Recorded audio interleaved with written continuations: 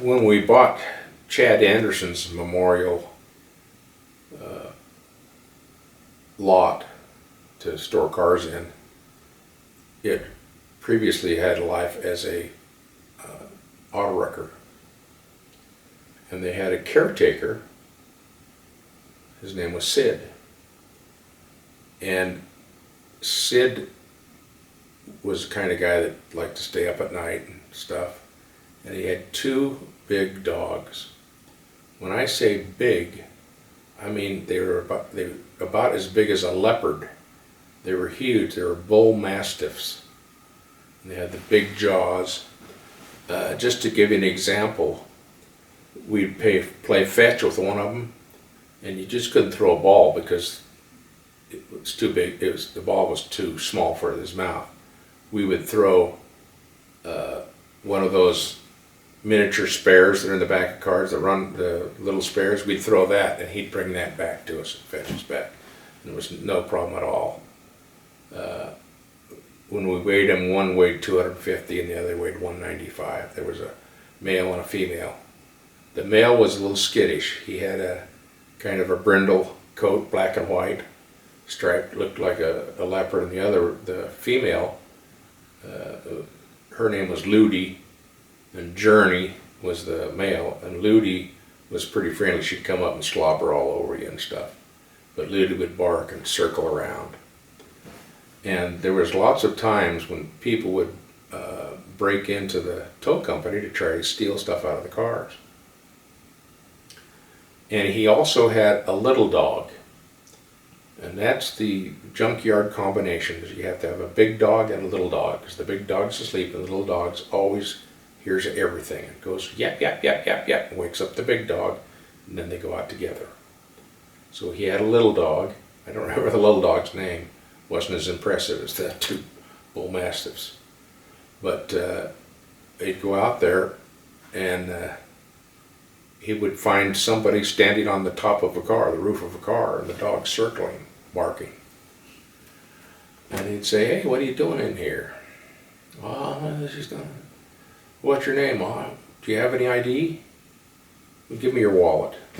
"I get those dogs away from me." "Well, I'm not going to do anything unless you give me your wallet." A couple of guys, he'd let them stay on the car all night. Left the dogs out there to guard them. He'd call the police, because the police wouldn't respond right away. But if he had the driver's license stuff, he'd make a copy of it and have all that for when they came. And the people in the neighborhood, it was kind of a tough neighborhood there. The people in the neighborhood would stay away because those dogs were there when it was a wrecking yard, and it was there after it was a tow yard. And they were wonderful. Finally, Ludi died first, and we buried her right there. Had a backhoe and we dug a big hole and buried Ludi there. And then about 6 months or 8 months later, Journey died. But they were pretty famous dogs while they were there, and I got so that I would play with both Journey and Ludi. They got used to me down there. But the neighborhood we had was kind of a sketchy neighborhood. I was working at the tow company. At the time, Rodney King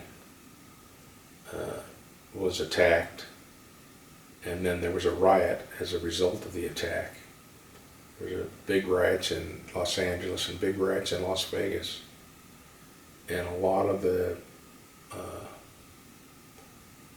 businesses were destroyed, people were out on the streets, a lot of cars were burned. And the police came out in force.